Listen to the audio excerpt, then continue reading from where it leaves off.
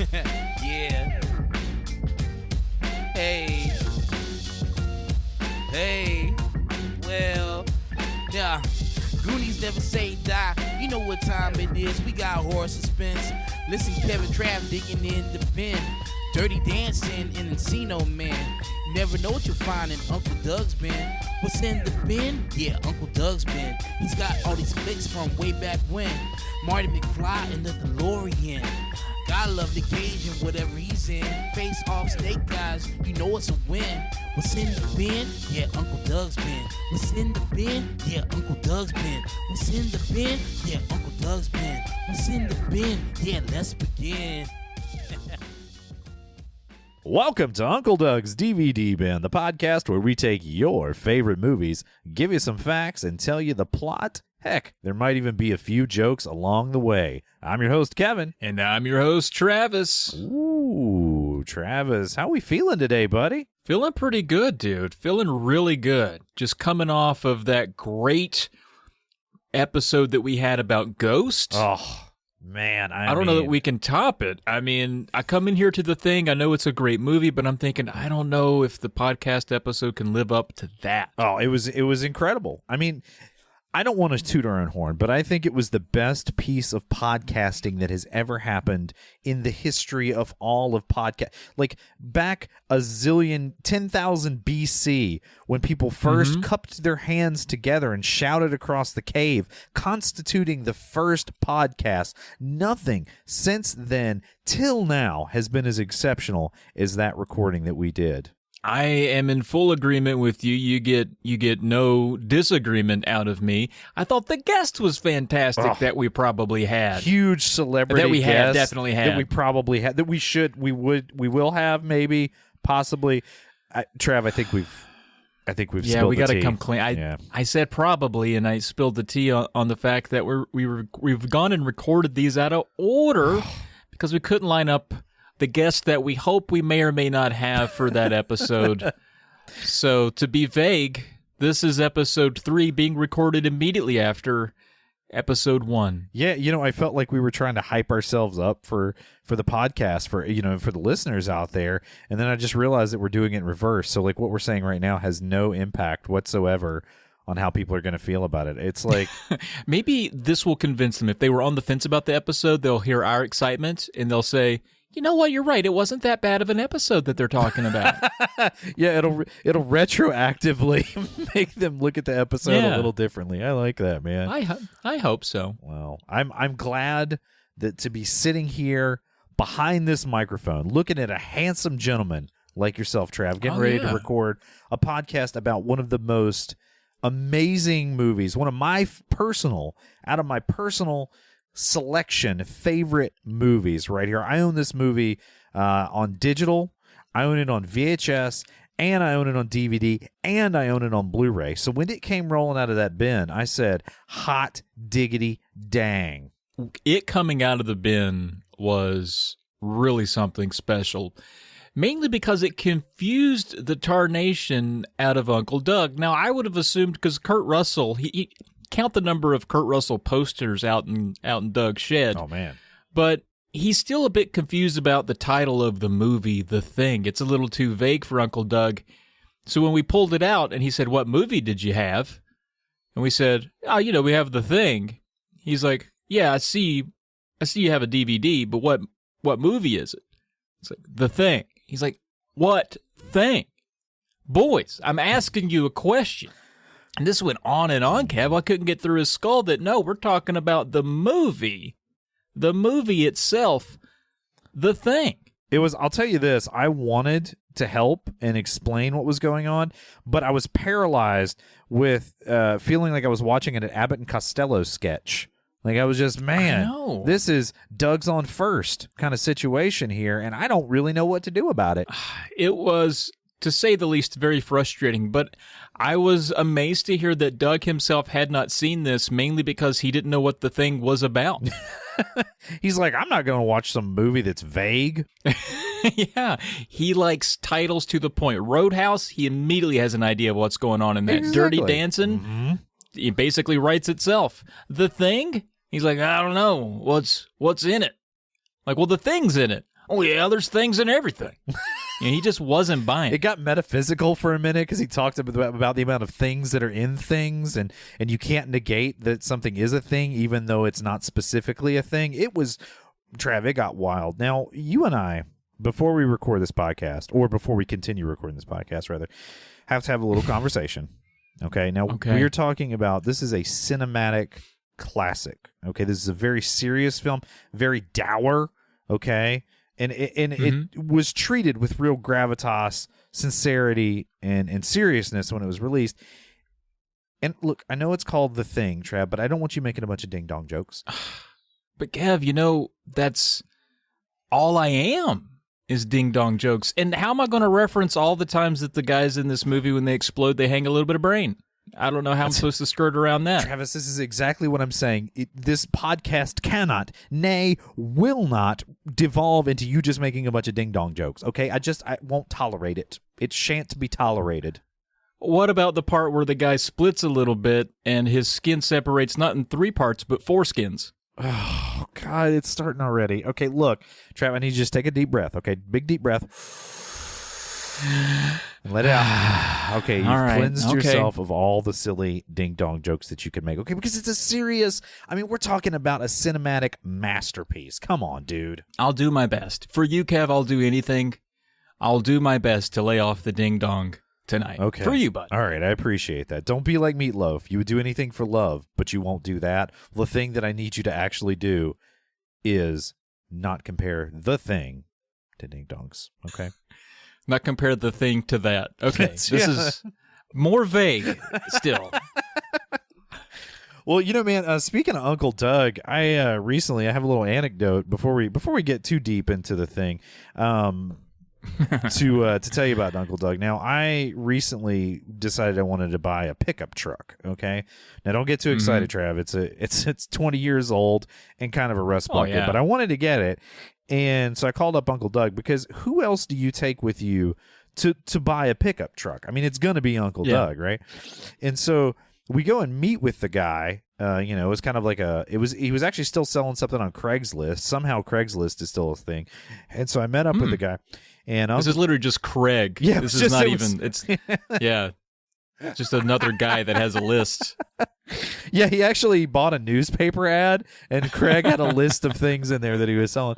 And so Uncle Doug and I met up with the guy, right? And I don't know if you've ever seen Uncle Doug negotiate. The man is just a master at it. And he's been poor forever. He knows how to get what he wants. He knows how to wheel. He knows how to deal. And so I said, Uncle Doug, could you handle the negotiation for me? And he kind of chuckled a little bit, he's like, sure, I got this, right? And the guy, it was the most insane thing. The guy would throw out a number, okay? And Uncle Doug would pause long enough to pop a jelly bean in his mouth. He was eating jelly beans. I don't know if I mentioned that. Oh, right. Yeah, and pop a jelly bean in his mouth. And whatever the number was, he would just say, no. Just like that. It was like, the guy's like, well, what about 4,000? Jelly bean. No.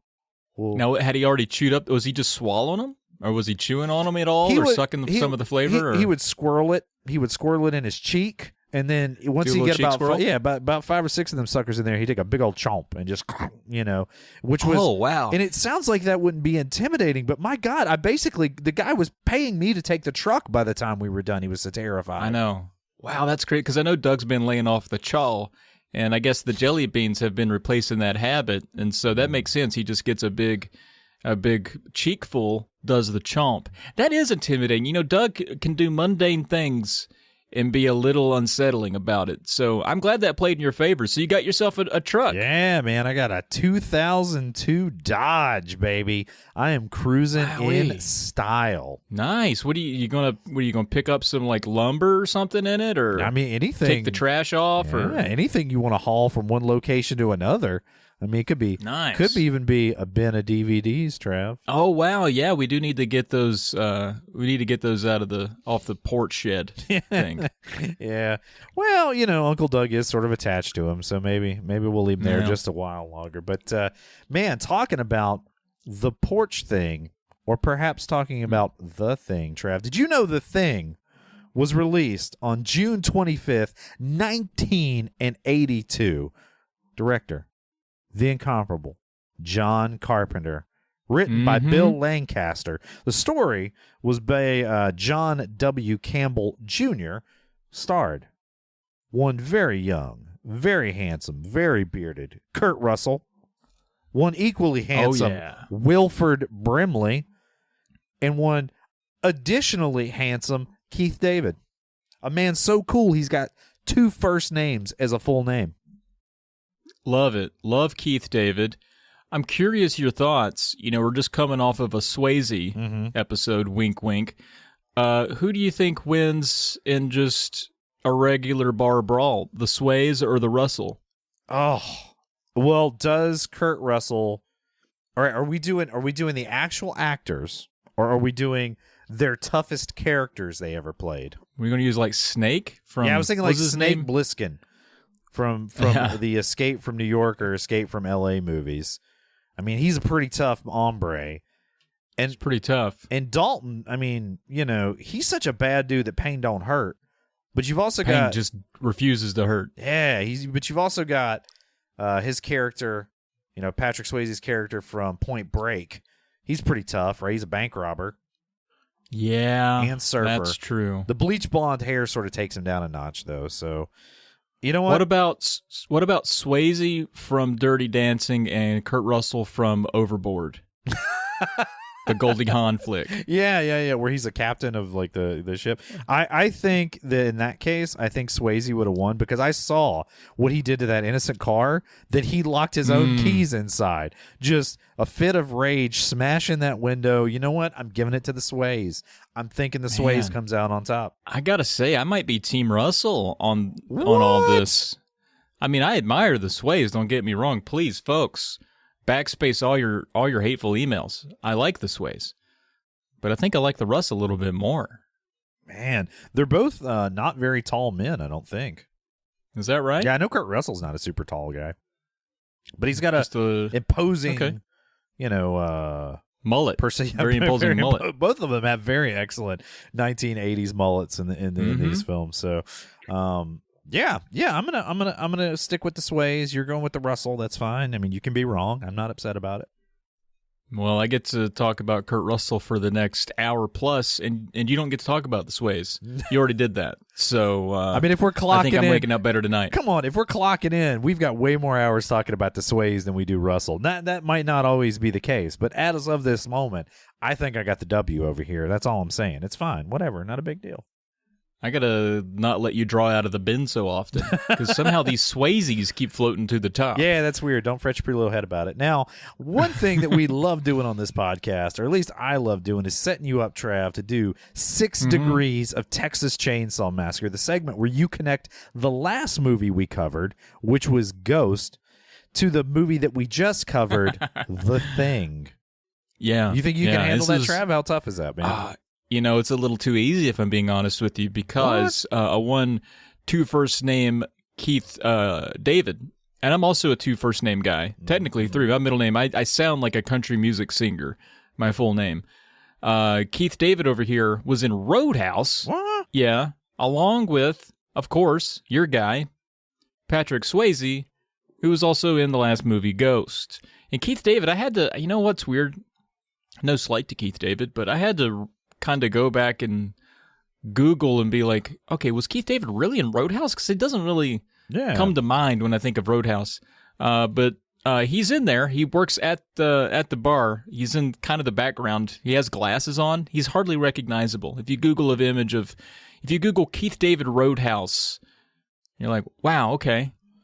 Yeah, because I had no idea. Keith David's is like, I mean, he comes across as a very smooth, debonair. He's got that like really deep kind of voice. So yeah, I'm definitely surprised that he's not more memorable than that. But I guess, you know, it was when did Roadhouse come out? It came out in '89. Yeah, and he's just a small bit player in that. I mean, literally, if you look at screen caps, he's just in the background of a lot of scenes. He's never really featured. I don't even know how many lines he has. Oh, probably just a handful. That is him. Holy guacamole!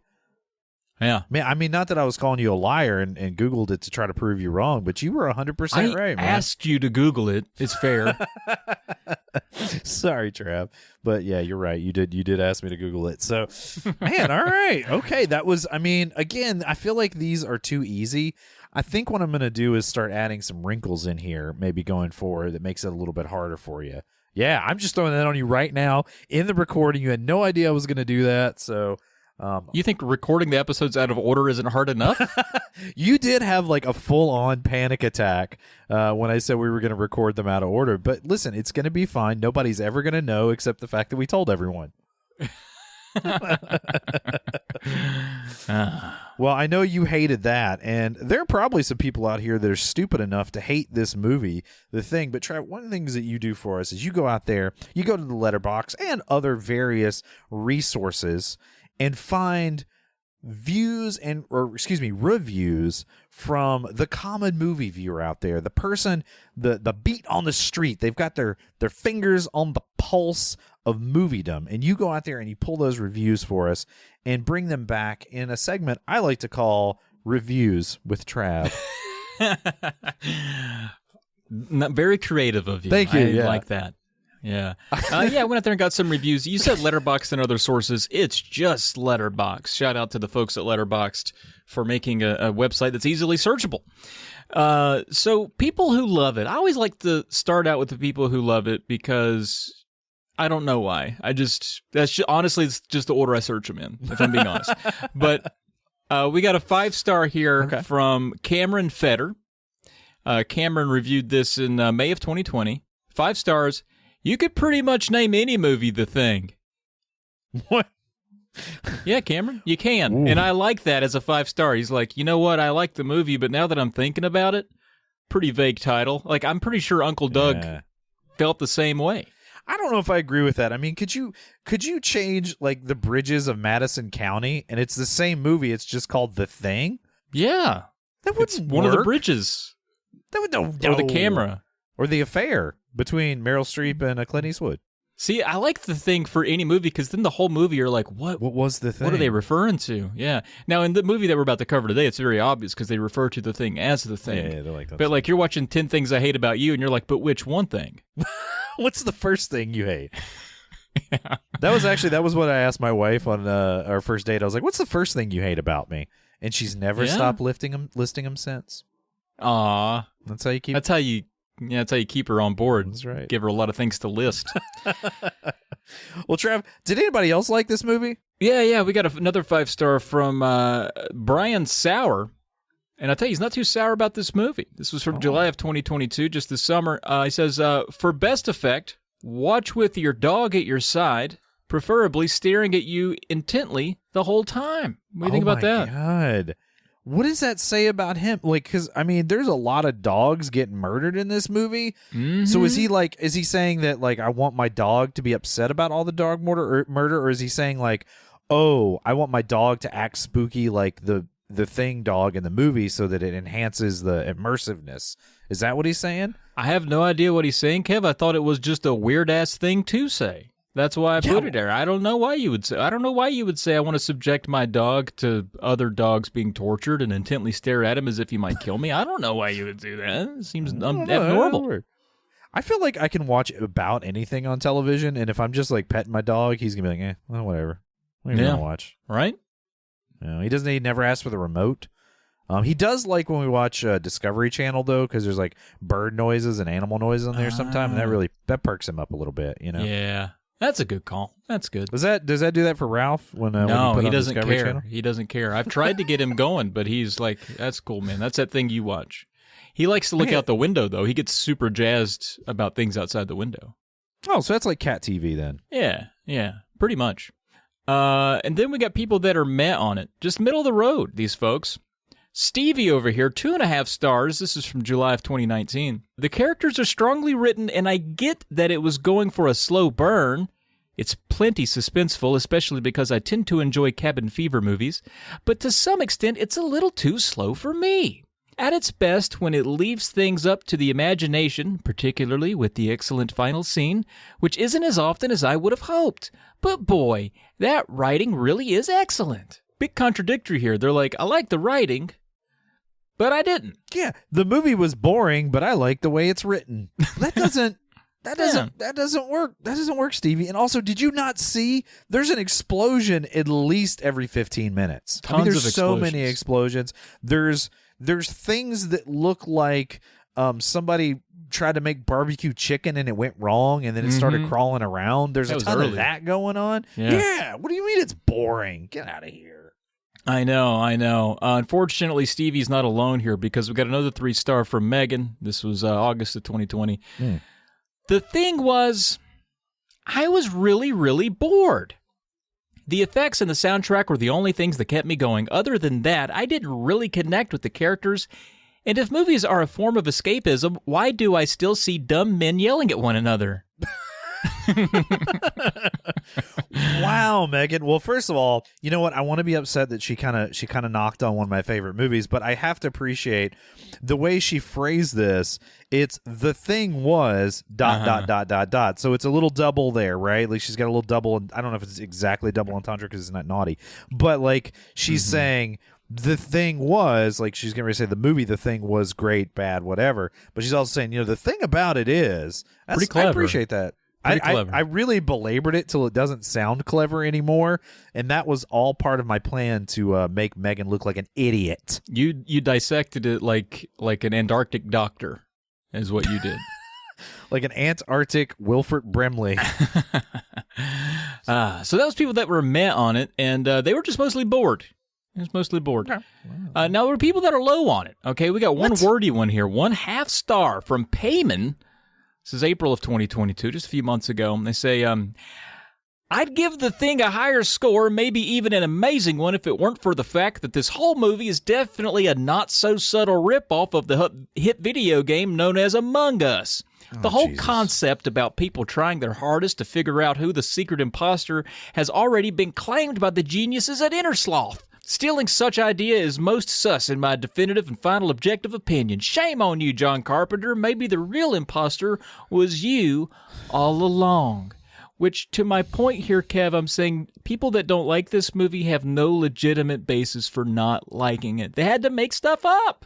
Yeah, this guy is like, yuck, yuck, yuck. I'm making a funny thing because it's anachronistic. Clearly, the movie was first, but I'm saying the video. It's like, you're not funny. You're not funny. And why are you 1 star in a truly excellent movie? In this world, in this lifetime, we don't get very many truly excellent movies, and you're going to 1 star it just to make a yuck of a joke.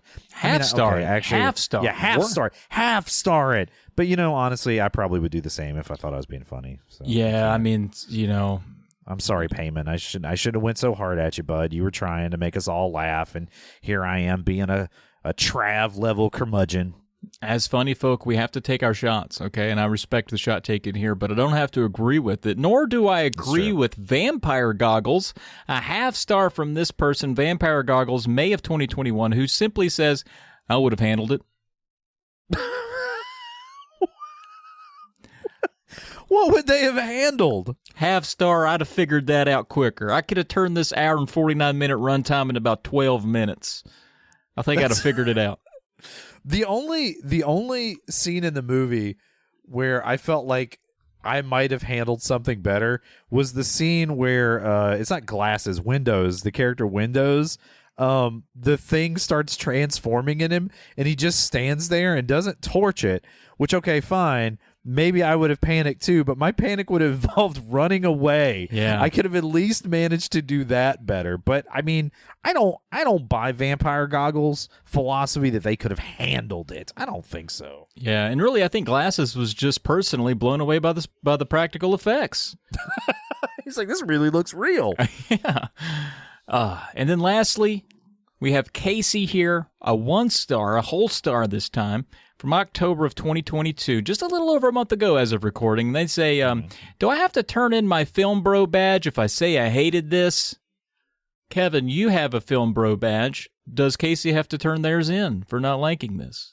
I mean, yes, Yeah. they of course they do. Yeah, you can't Sure. just walk around with a film. There are certain films you have to like to keep your film bro badge. One of them, which I can barely say, but you do. One is The Thing. Obviously, all of Quentin Tarantino's movies. If you Sure. don't like them, you definitely got to turn in your film bro badge. Where do you turn know? it into? Is it like a magistrate's office, or where do you go? You could. Yeah, you just drop it off at the nearest post office. It's already Okay. got a it gets.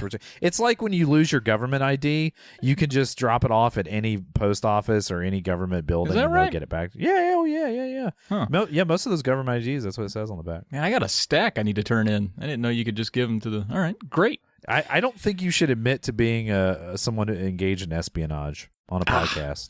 Well, you can edit this one. But that's Okay, it. all right. That's how people feel. We got a good spectrum of opinions. We'll see. We'll find out where we land, Kev. Man, I think we already know where I'm going to land, but I am interested to hear what you have to say at the end, Trav. Now, in the opening scene of this movie, and I will say, I think the very, very opening is the only thing in this movie that I could have done without, which is the really silly flying saucer coming onto the planet, like landing on the planet, going through space and landing on the planet. Like I don't need to see the spaceship. It looks kind of hokey. Mm-hmm. I already get that it's from outer space or it's otherworldly or that it's different organism than person. Like, I don't need this silly scene, but hey, whatever. I do love the ripping title card, though, that says The Thing. It's just ripping right open, Trav, and it says The Thing. I like that. I do like that a lot. The spaceship scene, I always forget about it until later in the movie. Like, I forget that was what led us off because I'm very captivated by the scene that follows pretty immediately, which is the dog scene. So I think some part of me always thought the spaceship scene was like an extension of the logo for no reason, or like it was about to like zoom itself into like Paramount Pictures or whatever, whoever produced this. So yeah, it's weird. It's weird. It does feel like it's from, kind of a different movie for some reason. So, now there is a scene. Now I'm trying to remember when this happens as far as the dog shooting, killing dog scene, or the chasing the dog in the helicopter scene. But there's a scene really early on where MacReady is playing chess against a computer. Now this computer is literally a chess machine. Like it that's all it does. Like this was back in the day. It was 1982. So you didn't have your Macintosh that you could play both solitaire and chess and Minesweeper on. No, this was, you had to have a dedicated computer just to play chess on. And he loses, and he just dumps his whiskey into the chess computer and accuses it of cheating, just like Magnus Carlsen did that Nielsen fella in that big old chess controversy. Though I imagine the computer might be cheating in a slightly different way, if you know what I mean.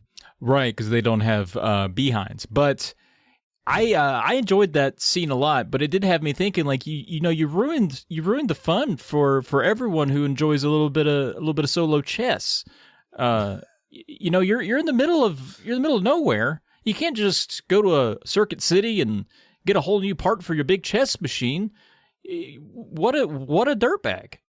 Yeah, I mean, he ruined chess for everybody. What a jerk. I know. And we'll get. Actually, we probably won't mention this again, but I just want to point out how well appointed this Antarctic research facility is. They have like a jukebox, a ping pong table, a pool table. They got a chess machine. They got VHS tapes. I mean, just a VHS player back in the day would have been super expensive. Been calling those VCRs, yeah. Yeah. VHS player. That's what we call them. And then they have just a well-stocked reserve of both marijuana and booze. I'm like, man, these guys are just living the life up in Antarctica. They would have had an awesome winter if it hadn't been for that pesky thing. It seems to be always winter. And they, not only, you mentioned the VHS tapes, they've taped game shows, your favorite. They have archived game shows to watch. They didn't even bring any good John Carpenter movies with them.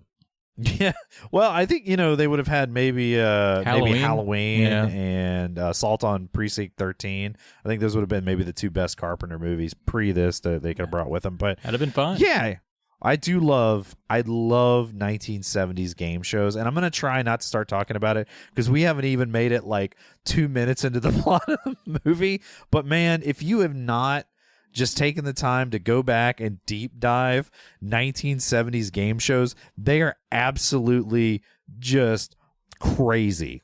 Just do it sometime, Trav, right now. Okay, I will. I will do it. Sure, you got it. I feel like you're just patronizing me right now. I am a little bit. Well, anyway, what happens is we see a helicopter, and the helicopter has some Norwegians in it. Now, I'm just taking it for granted that they're Norwegian because I don't speak Norway, but they're saying words that I don't know, and the movie tells me they're Norwegian, so I'm just going to take it for granted. And the movie refuses to use subtitles for the Norwegians. It just says Norwegian speaking. Yeah, that was kind of messed up, too. Maybe I want to learn a little bit of Norway. Norwish? Maybe not. Norwish? Norwegish? I don't know. Yeah. Probably would know it if you spoke Norwegian. Anyway, listen, they're chasing this dog, right? And they're trying to shoot the dog from the helicopter, doing a terrible job. This guy cannot hit anything. Now, I imagine it is hard to shoot a dog from a helicopter, but and I'm not gonna lie. I know I've seen this movie like 50 times. I know that the dog is actually an evil alien, but I'm still kind of rooting for the dog. Yeah, I mean, I think we all are, right? It's a cute dog. If the aliens look that cute, we wouldn't have this problem in the movie. Yeah, exactly. If it was just fluffy dogs taking over the place, it'd be like, just take me now. Yeah, that's note to our new alien conquerors that are going to come down and take over the Earth. Just do it as cute, fuzzy animals and be like, that's cool. Yeah, right. Exactly. That's fine. Yeah, look at him. He's cute. He killed the president. It'd be fine. Anyway, the point I'm making here is they're chasing the dog, and they also, for some reason, these crazy Norwegians have grenades. They've brought grenades to the Arctic with them, and they're shooting. They somehow don't manage to shoot the dog. Now they get to the Americans' camp or research facility. They land the helicopter. The guy jumps off and tries to throw a grenade at the dog, somehow throws it behind him. I guess that's why you don't do things that require fine motor skills when you're wearing mittens. It just makes it impossible. I mean, this guy, just drops it right down the snow. He's scrounging around desperately trying to find the grenade before it blows up. Well, he doesn't, and kaboom, the helicopter gets blown up. Well, the other guy with the rifle is shouting some Norwegian or Norwegian, and he's running towards the dog, who is now circled by humans, the Americans at the research facility, and he's taking shots at it, accidentally shoots one of the Americans in the leg. And at this point, I'm just going to call him Captain Eyebrows because I can't remember that character's name, but he's the guy that has the fairly obvious toupee and the large eyebrows, who's supposed to be in charge of the mission. That's Gary. Gary. Why didn't I remember Gary with the eyebrows? Gary, that's old Donald Moffat. Oh, yeah, because he's got hair like a Muppet. And so anyway, he shoots somehow. This guy with a high-powered rifle and a scope has not been able to hit anything. He shoots a guy from like 40 yards away on the first shot with his pistol right in the face. And you're like, dang. Amazing. And you said, the guy hadn't been able to hit anything, but he did land a pretty good hit on that helicopter with that grenade. I give him points for that. Yeah, that's right. You're right. I did leave that. And he shot the guy in the leg. But I mean, he didn't know what he was aiming at. But yeah. Sure. But yeah, incredible shot. Now he's like, now I know why Gary's the leader. Those eyebrows must have some extra power in them, like extra aiming power. Yeah, some serious gravitas, man. Yeah. Well, obviously, our characters here in the American Research Facility are confused as to why these Norwegians were trying to shoot. Well, I think at first, Kurt Russell calls them crazy Swedes because he doesn't know geography. Lumping all the Scandinavians together, which is, you don't do that, Kurt. Yeah. You know what? Yeah, Kurt. I'm starting to turn on him. Swayze wouldn't say something like that. Ooh, you know what? I hear that Swayze train and it's leaving the station. Toot, toot. Toot, toot. So they're puzzling, trying to figure out why they were trying to kill this dog. And they decide, well, we're not going to learn anything by talking to the dog because he doesn't seem to speak English. So he speaks Norwegian, but sure, that's fine. He's a Norwegian dog. So they hop on the helicopter. There's a little bit of a debate about whether they should go. There's a storm there coming or something, but whatever. Anyway, they decide to take the flight. And when they get there, well, everybody at the Norwegian base is dead. And there's some gruesome scenes. And then they find a weird, like, sort of cutout dome of snow that's now empty. And then, Trav, they find one weird looking frozen barbecue chicken looking two-faced corpse thing laying in the snow. And then, much like the redneck who takes home his roadkill to eat, they say, well, let's take it on back with us. I mean, wouldn't you want to take it back somewhere where it's warm and poke at it a few times, see what it was? I think I would. I don't blame them. This is a science facility. These are science-minded gentlemen. You see a two-headed naked piece of giant chicken out in the middle of the snow, you're probably going to take it back and see what's going on with it. I don't blame them. Trav, you and I are not spending a winter together in Antarctica. I'll tell you that, because if you're bringing home every piece of dead chicken you find out there, I'm not going to tolerate that nonsense. I love snow chicken. In my case, it's no chicken. Oh, sure. Of course. Yeah, sorry. Yeah, you see what I did there? Yeah, sorry. I didn't like it either, but it's out there, and I can't do anything about it now. So they get it back to the research facility, and Blair, Dr. I guess he's a doctor. It's Wilford Brimley. Wilford Brimley, yeah. I mean, if anybody knows anything about the insides of something, especially its diabetes makeup, it's going to be Wilford Brimley. So Exactly. What a great doctor to have on hand. Fantastic. So he does sort of an autopsy on this thing, and he says, nothing weird here. It's just got regular internal organs. Yeah. You're like, Wilford, did you look at this thing? And they conduct an autopsy, they say conduct an autopsy, yet 9 of them stand around this thing while he does it. No one wearing a mask or gloves. He's just thumbing through guts like, yeah, this is a liver, and this is kidneys. And it's like, are you trying to catch what this thing has? Because you're doing a good job of trying to catch it. I mean, it was the 80s, people were more hardy back then. And so, they know it's weird, but they don't know exactly what it is. They're not suspicious about it being an alien just yet. They think, oh, it's just weird. But that stray dog, which has been running around the facility for basically a day and a night, finally somebody says, hey, could you put that dog with the rest of the dogs? I guess they have sled dogs. Mm-hmm. And so I believe it's Clark, who's the dog handler, puts it out there. And boy, Trav, I don't even know that I have the heart to describe what happens in this next scene.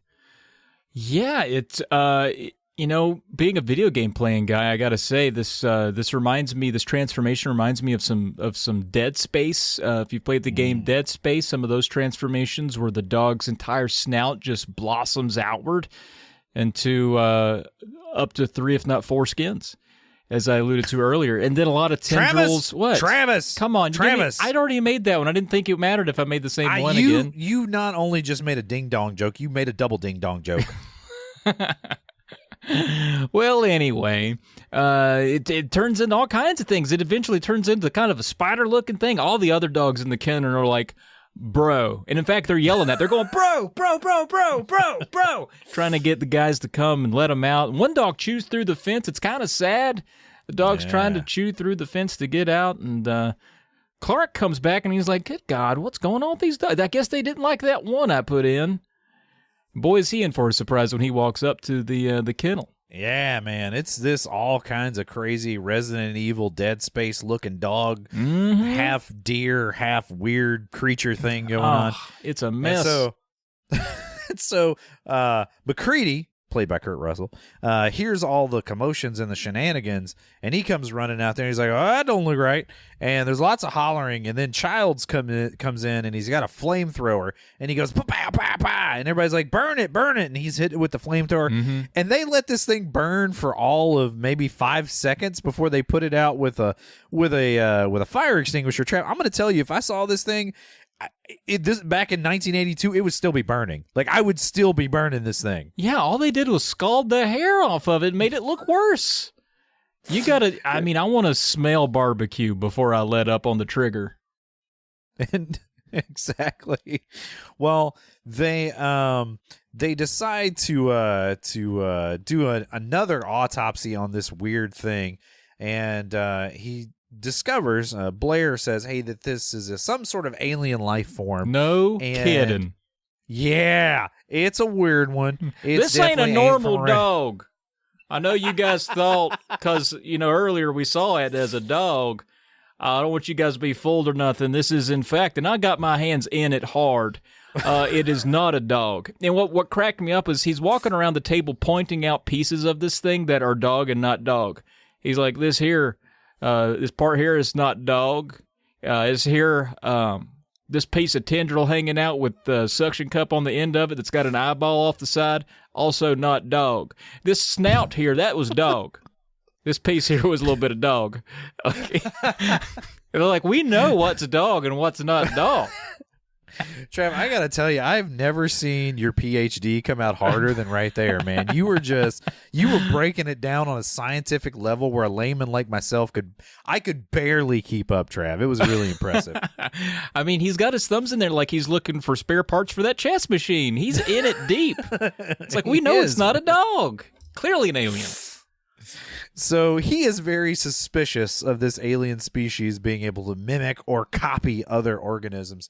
So for some reason, McCready and a few others decided they discovered a videotape, and then they see that there's actually a spaceship. So they decide they want to go check out the spaceship. And there's not really a lot that happens there other than they find out that the Norwegians dug up this spaceship and found this creature, near it. Now, I do want to shout out McCready and crew for making a good decision in this moment. They rappel down to look at the spaceship, and then they walk across the spaceship, and they see the hatches open. Okay, now in every horror movie, sci-fi movie, somebody would have went down in that hatch, and nothing good would have happened. In this movie, they're like, "Nah, that's good enough. We're out of here." I know, man. It's like almost as if the spaceship was just a painting in the background and they didn't want to go that far with it. Exactly. It does. And again, there's a ton of really great practical effects in this one. That particular scene does look like three guys standing in front of like a really lame spaceship painting. Mm-hmm. So just take a moment to appreciate that on your next viewing of the thing. But I definitely appreciate that they decided not to go down in the ship because ain't nothing go. It's like, what if they got more dogs in there? Yeah. We got to save the dogs. Yeah. Quick. Climb down there, eyebrows. It would be funny if they didn't put it together. It's like, man, first crazy dogs and now a spaceship? This is weird. Like, there's no way they could be related. I like that all of our characters in this movie are from Southwest Virginia. I mean, that's, of course. God bless them. Do what you know. Do what you know, man. And so back at the ranch, Dr. Blair Wilford Brimley is doing a little bit of studying on the cells of this creature on his computer, and it looks at first like he's playing maybe a version of Galaga. Yeah, looks maybe like classic Space Invader. asteroids from like on a 2600. And it's like, well, I guess we didn't let Kurt Russell ruin that one. No, God, keep him away from it, man. That guy cannot. He's you got to let the Wookiee win. You got to let the Russell win. That's right. Same thing. Well, we get a scientific breakdown on a 1980s computer here, where we see the alien cell taking over and mimicking the healthy dog cells. So we, even an idiot like myself, Trav, was able to figure out what was going on by this point. Not only because Wilford Brimley had said it out loud about 6 times while he was knuckle deep in this dog, but they also did a computer simulation so that in case you were a total freaking moron, you would at least know what was going on. Well, the team decides, again, weird decision here. I guess, you mentioned they were science people. Mm-hmm. They decided they wanted to keep all these weird creature dead body situations. So they take it into the storage room, again, where all their goods are to get through the winter. Great place to put it. Even though you could literally put it outside and it would be preserved better. You put the gooey creature in a room where it's going to smell bad. And decay? Yeah. Yeah, great idea. Well, it's Windows and Ginger guy that I can't remember his name, who got shot in the leg earlier. They're in there, and Windows says, oh man, I got to go poop or something. He has to leave for a minute. And he leaves Ginger Guy alone with the weird alien creature that everybody assumed was dead. Turns out it wasn't. It wasn't It starts dead. eating him. Yep, starts eating Ginger Guy. Ginger Guy, by the way, his name is Bennings. Bennings, yes. And Bennings, with his back turned for a long time, like Windows leaves the room, and Bennings, I don't know if he's just back there like looking for Christmas decorations or something, but he is like deep into some storage, and you start to see like the ick, like what we described basically. It's room temperature. It's kind of like almost thawing out this drippy monster. When Windows comes back, is he in for a surprise about his friend Bennings? He's getting sort of absorbed / eaten by the creature, something along those lines. And at some point too, and the timeline's a little muddled here in terms of how quickly Wilford Brimley like lost his mind, or Blair had kind of started to go a little cuckoo, because nice bearded guy with glasses says to Kurt Russell, "Hey man, can you come outside with me?" And Kurt Russell's like, "No, man, I'm dating somebody. I'm in a relationship." He's like, "No, it's not like that. I just want to tell you something." And Kurt Russell even says like, "It's 40 below." And he's like, "No, we'll sit in the skid dozer. Just come out here and sit in the skid dozer with me for a little while." It doesn't have a heater. No. And so they sit in the skid dozer, and essentially, the nice guy with glasses tells Kurt Russell, "Hey man, I think Wilford Brimley might be losing it a little bit. He's locked himself in his lab, and he wrote all these crazy writings down about how this thing can replicate people, and it's going to take over the planet. It's kind of weird, man. What do you think we should do about that?" Well, about that time, all that commotion breaks out when Windows realizes that Bennings has been half absorbed by the weird alien creature. Well, guess what happens then, Trav? Well, I could guess, but I'm assuming that we're going to have to let me skip ahead so I can figure out where you're leading me to. Well, the gist is they decide that keeping this alien organism around probably not a great idea, so they take it outside, and they oh no, I almost forgot something actually. When Bennings gets like half eaten, he smashes out and runs out the window and leaves like a big bloody goo pile outside. And that's when Kurt Russell, because they're sitting outside in the skid dozer, sees him running away, and they're like, "Oh man, that don't look right." They're like, "That's not Bennings." And then Bennings like looks up with his hands, and he's like, "I don't know what to do with my hands," because he's got these weird, creepy alien fingers. Big. They're such big fingers. He looks like he's turning into a tree. And then, can you do the noise that he does, Trav? Oh, so you can't. Okay, cool. Yeah, no, close. He does like a... We can edit it. We can pitch it. Nah, I think we leave it like that. I think it was higher, though, right? It's like... Okay, that just... Was that better? That sounded like a really old George of the Jungle. It's kind of what that sounded like. That's what I thought it sounded like. That's what I thought. I'm gonna try. I think it's more like a... Okay. Like yeah. Trav, I think I just died trying to do that noise. It's like George of the Jungle with emphysema. Is that how you say it? No, I think it's infamous Gina. It's got vine lung, whatever George of the Jungle would get. Yeah. Anyway, he makes a real... Oh, wait. A little bit like that, but more breathy. A little bit like that. It still wasn't good. We could keep trying it. Nah, I good? think people... Yeah, I think people probably heard enough. Yeah, probably. All right. They're right now just fumbling with their phone, trying to find the stop button. I can't do it anymore. Well, anyway, they burn Bennings, or Bennings' replicate. They burn him alive. And then they say... do. Yeah, which hey, it's an evil alien. What are you going to do, man? You can't just let an evil alien run around with weird fingers everywhere. Well, no one really reacts to it. It's like, I don't know that they said that was the plan. Or no one prepped anybody for it. It was just Kurt Russell suddenly saw a gas drum, turned it over on him and lit it, and everyone just stood there like, nice. Nice. Do you think Kurt Russell's like, finally I get to burn a dude with this barrel of fuel?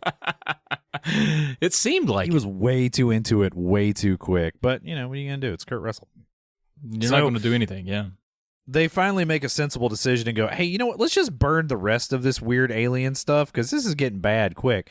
And so they do that, and then Kurt Russell, inexplicably, after they're done burning everything's like, you know what? It's cold as hell out here, but I'm going to stay out here a little longer. I'm just going to stay outside a little bit longer. Well, thank goodness he does, because he discovers Blair, a.k.a. Wilford Brimley, has gotten into the helicopter and did a little bit of smashing.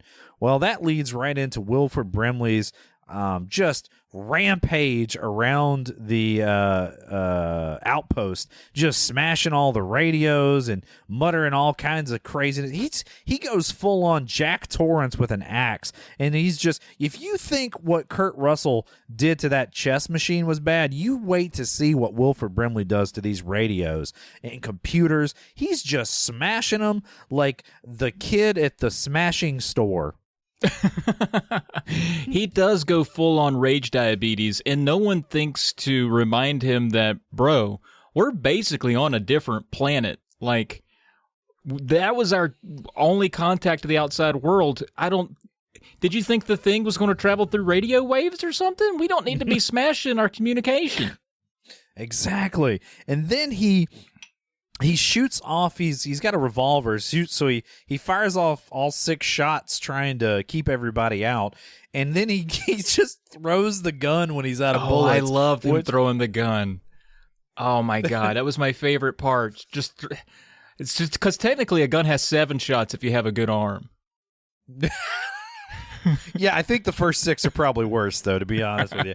And so they finally come in and subdue him and take him out and put him in the tool shed.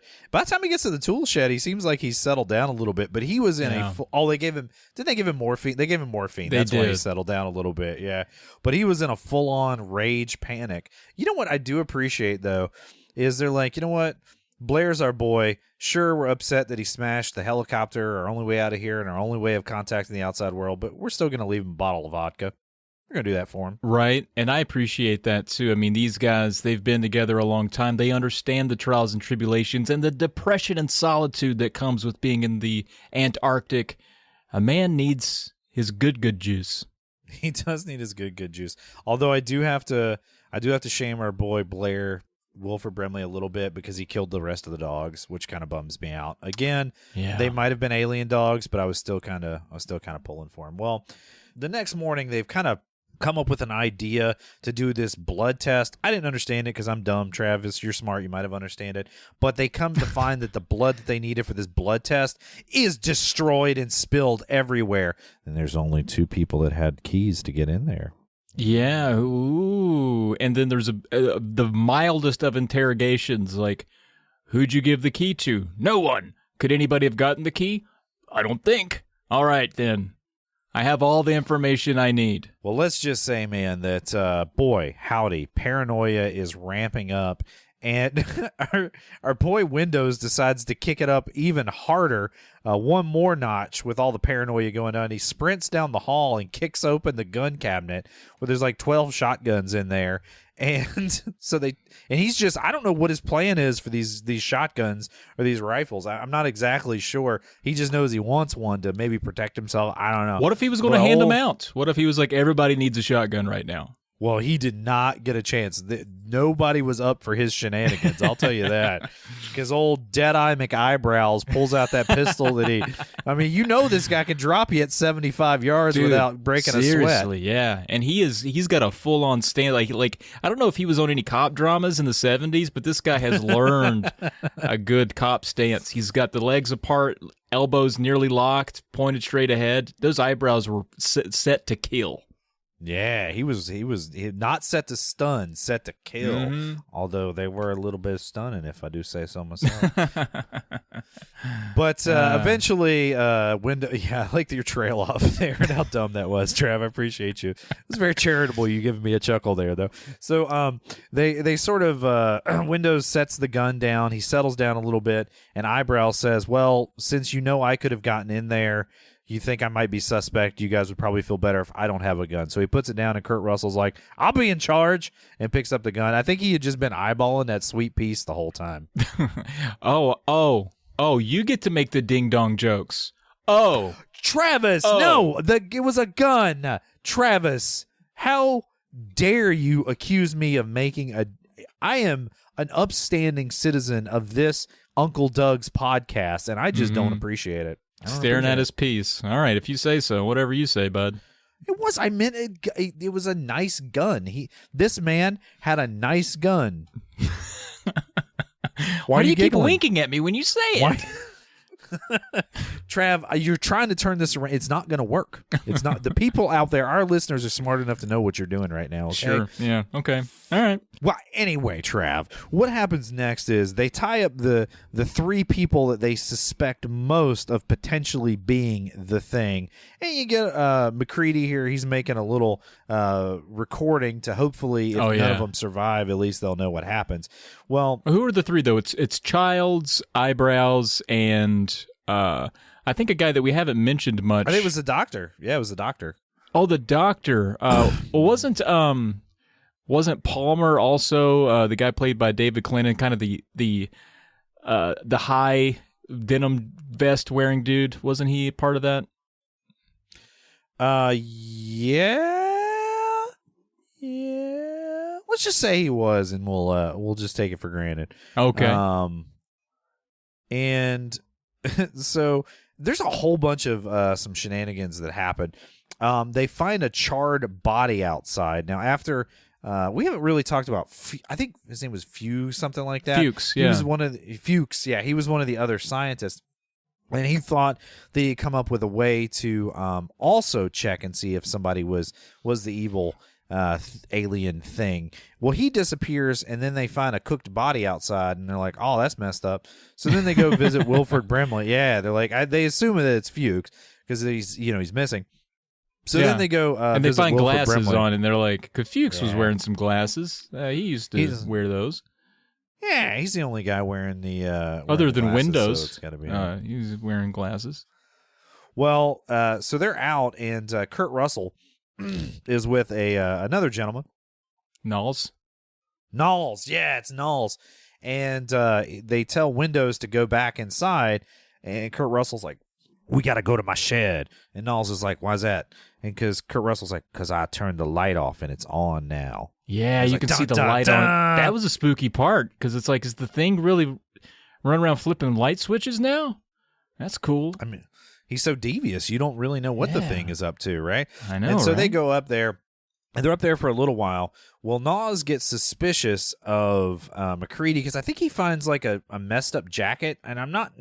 Oh, it's a little scorched, I think. So maybe he thinks that McCready was the one that burned the other guy. Yeah, maybe that's what it is. Anyway, he finds McCready's jacket, and he gets suspicious for some reason. So now in Antarctica, all right, when it's a real bad storm, they have like whiteouts and you can't see. And so they have ropes that they follow. There's some kind of guideline or something, actual guideline that gets you from building to building. Well, he cuts this thing, so McCready gets trapped out in the storm. He runs back into the main building. Well, McCready finds his way into the storeroom, even though they're trying to keep him out because they think he's the thing. And he gets himself some dynamite, and he is not messing around.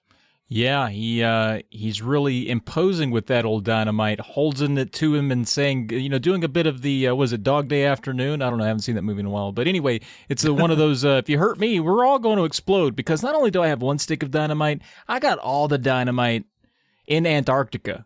Yeah. And so a couple of guys try to subdue McCready during this scene. Don't want to do that. One of them gets thrown back and whacks his head really hard and passes out. And they're like, "Oh, dang, he needs help." And so who was that? Which one was that? That's the other ginger guy. Man, what was that character's name? Come on, Trav, you're the character guy here. Come on, man, you're killing me. The other ginger guy, Anyway, the other ginger guy gets knocked down. He hits his head. And so they're like, "Oh, Copper? man, he needs help." No, Copper's the doctor. Yeah, sorry. But spoiler alert, doesn't turn out so good for Copper.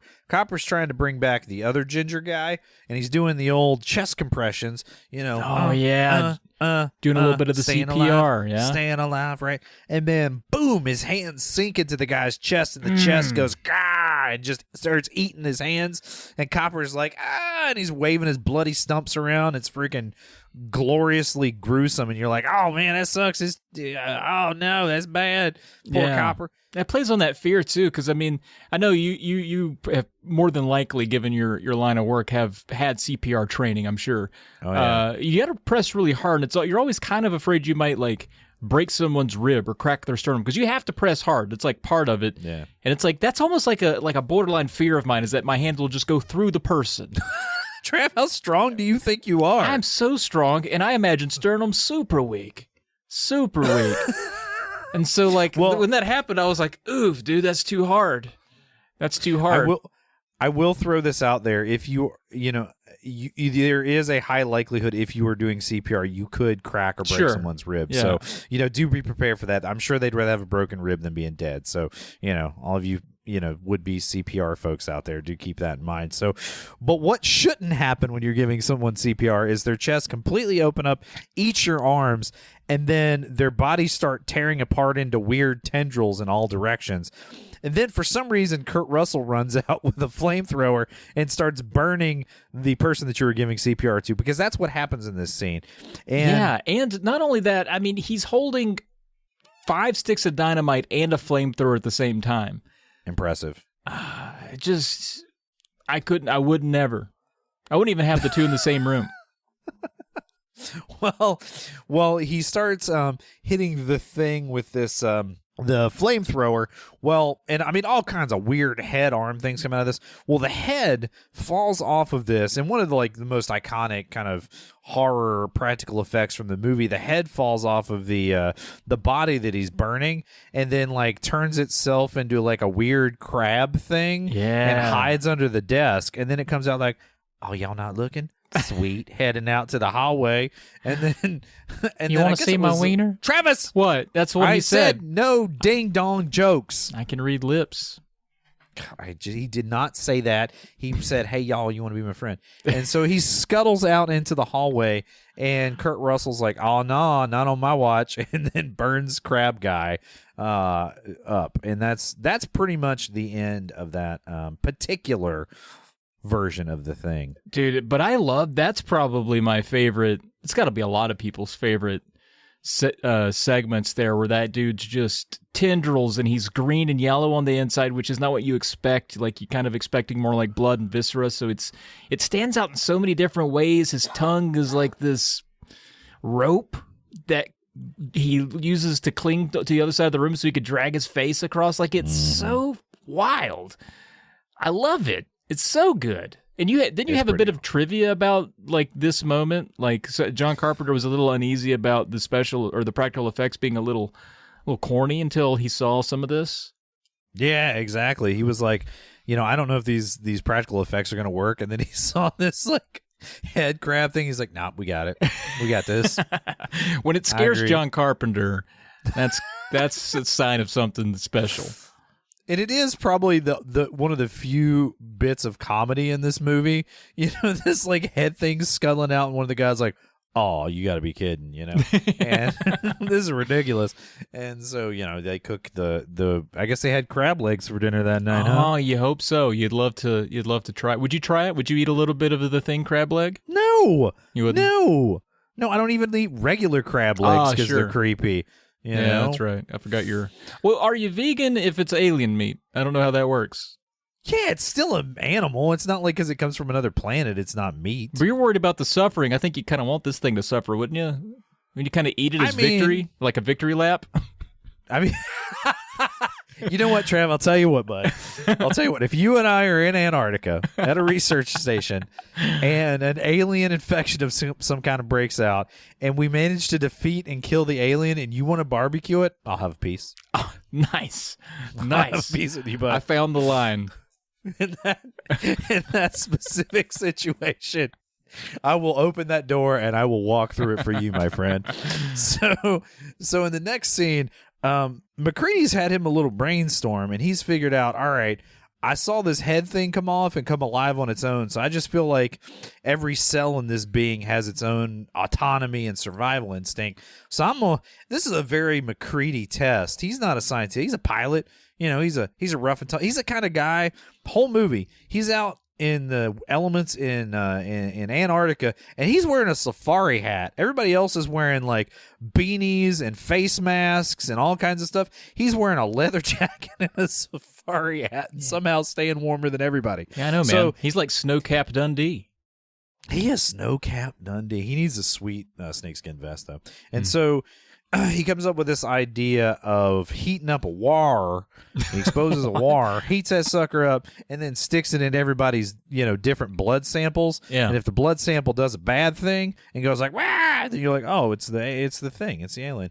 I do want to mention very briefly that the poor guy that, I think it's Clark. That took care of the dogs. A big-hearted Clark. He was. He did. He was. He palmed a scalpel earlier in the movie. I said scalpel. You did. I wasn't going to say anything because I was like, maybe he's thirsty for a Snapple.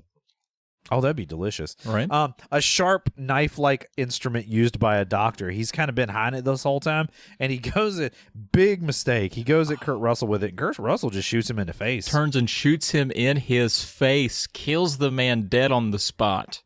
Mm-hmm. And says, we're doing my test. So he kind of ties everybody up, and he tests the two dead guys first, which seems like a weird decision because they're dead, but hey, whatever. I guess trying to see if it worked. Like, you wouldn't want to test all the live people and be like, well, I guess everybody's good. Everybody's good. But I guess did either Clark? No, they're both. They're both too. peoples. Yeah. Well, maybe he didn't want another Bennings situation where he's like alone with one of those things, and then he's like, oh no, its tongue mouth is eating me. That's true. Yeah, I mean, you want to test the dead people for sure. Yeah, so he tests them, and he's going through, and he hits a bad one. I can't remember. I think it was. It was Palmer.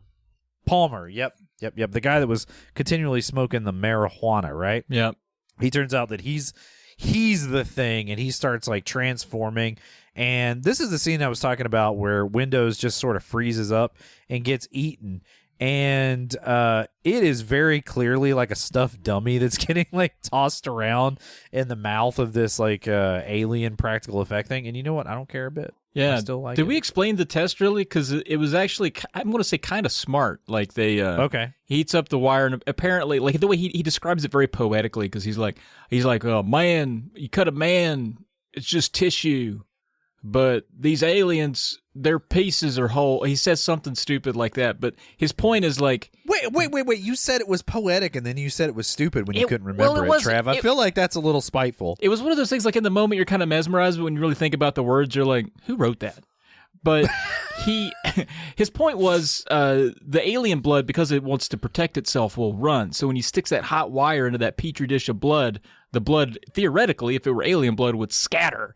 And sure enough, that's what happened, to the point that he startles and drops the petri dish, and the blood sort of assimilates into this dude who's strapped to this couch, and he goes full alien. He starts shaking. And what sucks is there's 3 other guys tied to the same couch. They're like, "Get us out of here! What the fuck, God?" Yeah, I feel like it would have been nice if they kind of, hey man, maybe just let me go. And so I think he was the last of that group that was actually an alien, right? Like, there's some more rigmarole with testing everybody else, but nobody else was an alien, right? Right, correct. He does save Gary for last, and Gary's giving him some lip, because he's not about the test, and I think he's a little worried that he might be it somehow. He's like, I don't know if I'm it or not. I don't want. He's like one of those people that didn't want a COVID test because he thinks like like somehow the COVID test is giving him COVID. I don't understand, but like he ends up being fine. He doesn't have thingness. Well, to be clear, they weren't. I mean, they were collecting the blood samples with the same scalpel and scalpel. I said it again. Jesus, scalpel. Do you need an ocean spray right now? Are you okay? I only drink Snapple, my friend. How dare you offer me an ocean spray? But they're using the same sharp implement to cut everybody's fingers, and the dude's just like wiping it on his jeans in between. You're like, cross-contamination, bro. Like, seriously. You guys are all supposed to be scientists. This is what happens when all the scientists are dead. Yeah. This is exactly what happens. If Wilford Brimley were here, he would have made a smart decision about cleaning the sky. I mean, you have fire all around you. Just dip the blade at the end of the flamethrower, for crying out loud. But speaking of Wilford Brimley, well, they decide they need to go test him. Now that they've ascertained, there's about 4 of them left, Childs, McCready, and, the rest of them, Eyebrows and the other guy. And they decide, Knowles, that's who it is. And they decide, man, we got to go test Wilford Brimley and see if he's an alien, and then we'll know we've got them all. Everybody's human. They leave Childs in the complex, and as I mentioned, they locked old Wilford Blair up in the tool shed. So they head out to the tool shed, and they find out, Trav, that Blair has been one busy bee. Yeah, I asked about this in real time. I was like, has he been, did this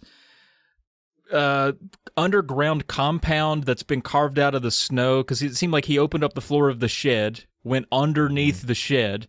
You would think escape, but I guess he doesn't really have anywhere to go because it's Antarctica. So he builds like a snow tunnel underneath. But it's like, was that always there? Because that's something that would take 10 dudes a week to do. But he's carved out, apparently, an underground shed. He has like a craftsman toolbox down there. He's got a UFO built out of old helicopter parts down there. Like, this guy's been busy.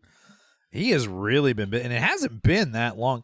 The only thing I can think is maybe they had a snow cave down there to kind of begin with, because there's no way. I mean, yeah, sure, he's an alien species, whatever. Maybe he can do magic, but where would all the snow go? Right? There's nowhere for the snow to go. Unless he eats it. I don't know. He just eats it, absorbs it. Maybe he radiates so much heat it just melted all of it. I don't know. But anyway, he's got a snow cave underneath the tool shed where he's got all his tools down there, and he's been building a spacecraft trying to escape. Well, the thing is, though, he's gone. Yeah. The door is wide open, and he's missing. Well, they assume from finding a spaceship and no Wilford Brimley that, oh, man, at some point, the thing went out to the shed and turned him, right? Turned him into, the thing. So they're like, well, we're probably not going to survive this. And we definitely need to make sure this thing doesn't get back to civilization. Besides, there's all this dynamite I've been wanting to use. So they start rigging up the entire complex with dynamite. Yeah, I don't know. I mean, I still think there's a chance for self-preservation at this point. To me, I see we still have dynamite so we can defend ourselves, but their idea was kill it all. We're going to go room by room, just haphazardly tossing dynamite in, not really worried if it'll bounce back out and hit us in the face.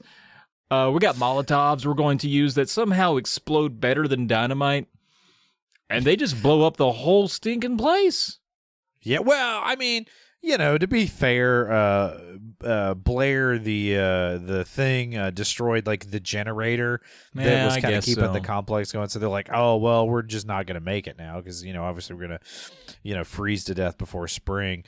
So they decide, to go out with a blaze of glory. Also, I guess this is worth mentioning that at this point, Childs has disappeared. So it's just Knowles and McCready and, other guy. And so they're rigging up all this dynamite, Eyebrows. And they're rigging up all this dynamite. They for some reason decide to put the plunger to blow everything up in the basement. for some reason, I guess they just thought that was a good place for it. And they separate again. For some reason, they decide that's a good idea. Well, the thing, a.k.a. Wilford Brimley, and this is his last scene, does this finger melting thing into Eyebrows' face when he catches him alone, and then they merge, and then Knowles is like, you know what? I know there's some weird stuff going on, but I wonder what's behind this chair, and just wanders off in the basement back behind a chair. Well, he gets assimilated. We assume. We don't see it happen, but he does disappear. And then Kurt Russell looks up and goes, oh, dang, I'm by myself now. Yeah, Kurt Russell. He drinks Snapple. I wanted to go back to the part where Wilford Brimley hand melds with Eyebrows' face. That was a pretty freaky part. He does this whole around the corner kind of reveal of himself. He's all stoic and creepy, and I don't know. I thought that was a really good scene. And when we were watching this, it was I don't know if just melding your hand over a dude's face would kill you instantly. It seemed like this guy went down pretty quick. Not much of a fight with just a bit of a hand face, but it was a really cool effect. It kind of makes you feel not great, seeing the skin meld with the dude's face. Well done. Another practical effect home run. And I would say this is when I think about, like, everybody thinks about the head crab scene and, you know, a lot of the gooey tendril things. For me, for some reason, those fingers melding in that dude's face, for me, is like the creepiest part of this movie. I'm just like, ugh, I don't want fingers in my face. I don't want that, Trav. It's not good. Yeah. Man, it looks so... Man, I think that might be some of the best effects in the whole film is that scene. At this point, the thing has absorbed both eyebrows and nolls and has gotten to large proportions. And so Kurt Russell's sitting there with the plunger getting ready to blow everything up. He's like, well, where's everybody at? And then all of a sudden the thing straight up like tremors underneath the floorboards towards, and like, it's like floorboards are flying up everywhere, and then Kurt Russell gets knocked back, and he's like, oh my god, the thing is turned into just giant tentacles under the ground now, and then it like emerges, and it's this weird alien half. There's like a head over here, and then like something comes out of it's there's a lot going on. You just got to check it out. It also steals the plunger, little fart knocker. Yeah. He literally opens up the ground and then like reaches a tentacle out and takes the dynamite plunger and scoops it into the hole. It's like, gosh, you sentient son-bee. That was our ticket to killing everything. Yeah. But you know what? Kurt Russell's always got a plan B, and his plan B was he had already lit a stick of dynamite when he got suspicious that the thing might be under the floorboards. And he does this totally sweet, totally unnecessary, like jumping roll off of a platform, and then turns around and chucks the stick of dynamite, and boom, it blows everything up. I do little flips like that just out in the yard, just to show off to my neighbor, just to kind of show him who's manlier, like who's a better dad. Like sometimes I'll jump off the porch and just do like an extra heel kick or something, just to kind of show him like, hey, there's a little more to me than you know. And I feel like that's what Kurt Russell was doing there. When it sold me, I was like, what a man. Just a little extra flip in the midst of all this danger. That sounds super impressive, Trav, what you're describing. Yep. Man, I bet your neighbor... It's like an 8-inch drop, too, so, like, I look brave. Yeah, man. I bet your neighbor, like, he's really intimidated. I bet, like, he brings your newspaper to you every morning, doesn't he? Yeah, he won't even make ay contact. And I'm staring at him like a lot. Like, I know people can't see us right now, but I'm just like looking down at my keyboard. I can't even. You were an alpha, bro. Sure, You're an alpha for sure. I'm the power neighbor. That's right. Well, at this point, everything is blown up. It's pretty much guaranteed that McCready's going to die. So he somehow manages to preserve a blanket and a bottle of liquor. Hey, necessities. Yeah, you know, if you're going to expire, you might as well have a bottle of J&B in your hand. So he's sitting there, and then Childs, much like a blister, shows up when all the work is done and comes walking around the corner, and he's like, hey, man, what's up? He's like, where you been? And Childs is like, oh, I thought I saw Blair, and I got lost. Yeah, I thought I saw him running away. Like, you saw Wilford Brimley running away. So he chased him? I don't know. That's pretty suspicious. Yeah, it's pretty suspicious. So, McCready and Childs both are pretty beat up. They're cold. They know they're not going to survive the night, but they're still suspicious of each other, right? Yeah. Especially, like, we're not that suspicious of McCready because, we've been with him the whole time, but we don't know about Childs. And then from Childs' perspective, if he's still a human, he doesn't know about McCready, right? Like, he doesn't know.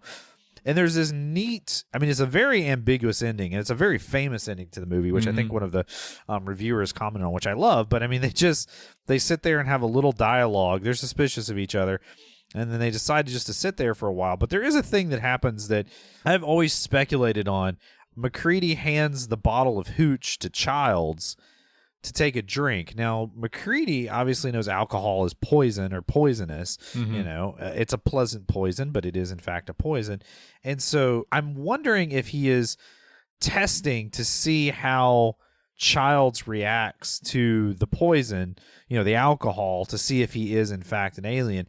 When Childs doesn't have a reaction, that's when McCready relaxes. Yeah, he grins and relaxes, and it kind of, does the cut to the landscape view of all of the stuff burning. And they're both going to die, but you suspect that they'll die miserably as humans and not cool like an alien might.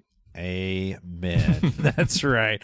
That's, you know what, Trav, there's one thing I'm going to say about myself. I'm going to die miserable like a human. Like a human. I mean, they always theorize that the aliens were trying to go back to being frozen so they could kind of wait out the storm, because that was something that they were capable of, than, you know, attack any other humans that came along. The humans themselves, they're going to have to die miserably. They just have to do it. So they were resigned to that fate. I love that ending. I think it's the best way to end that movie is slightly ambiguous.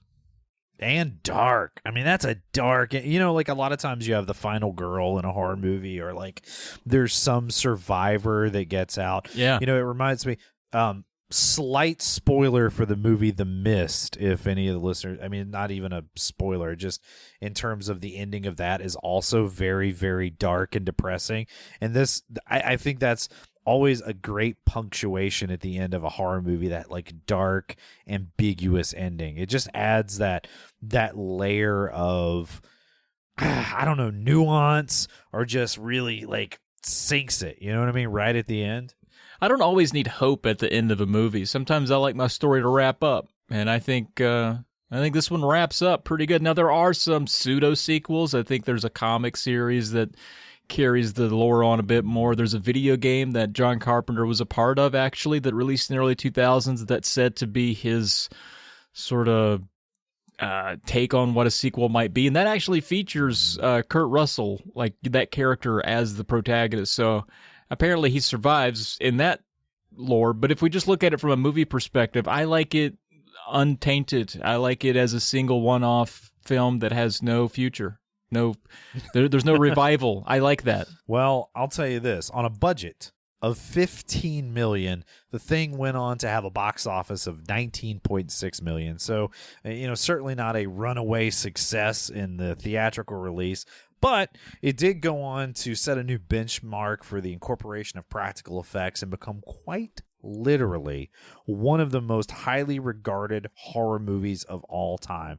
While it wasn't exactly a remake of 1951's The Thing from Another World, both that film, The Thing from Another World, and The Thing were based on a novella. I mentioned earlier, John W. Campbell did the story. It was based on his novella, Who Goes There?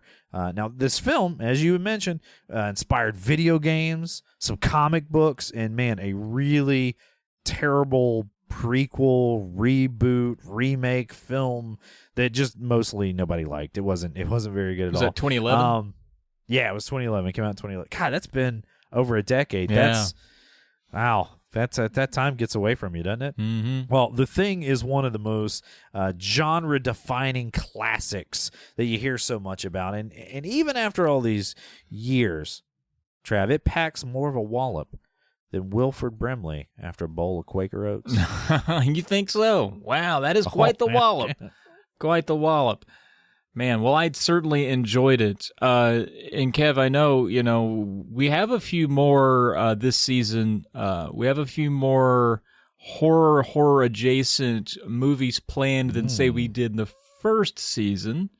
So this is very exciting. So The Thing being, you know, one to lead us off here. Maybe even you could consider the last episode that we certainly have already recorded being, you know, a touch toward that with a little bit of the paranormal. We're not going to stop there. We got more spooky adjacent stuff coming. Oh, we do. Trav, why don't you give our listeners a little clue, a little tidbit, a little tasty something to indicate what our next film we're going to cover on the very next episode is? What are those? The devil's mashed potatoes? You did it. You did it. You think that was good enough? All right. Well, folks, if you liked that, if you like what just happened, I'm not talking about that sweet hint I gave. I'm talking about the whole episode. If you liked that, you might like our other shows over on the Polymedia Network. If you head on over there, you can find other podcasts I'm a part of. I do a lot of gaming stuff. I just talked about spooky stuff. I got one about Goosebumps books. We got Goosebumps out there with my pal Dylan. You can check that out. Drunk Friend, all kinds of stuff. Just check out that website. Now, if you like Kevin, if you happen to like Kevin more than me, I understand. I completely understand. He has the sexier of the two voices. Really not good wiener jokes, but he's a better orator, orator. Seek out that podcast, Blue Peg, Pink Peg. If you like board games, even if you don't, it's a very entertaining podcast. Kevin is a part of that. It's very popular. It's very good. And if you think, gee, I hope these guys keep making a podcast, well, I'm with you. You can hop on over to our Patreon at patreon.com/polykill, POLYKILL, and you can toss us a few bucks there and keep those home fires lit. It's cold out here in Antarctica. We need the home fires to remain burning. And we want to thank our pal, as always, Harvest Black, for our lovely theme song. And, you know, just like our Uncle Doug always says, somebody in this camp ain't what he appears to be. Right now, that may be one or two of us. By spring, it could be all of us.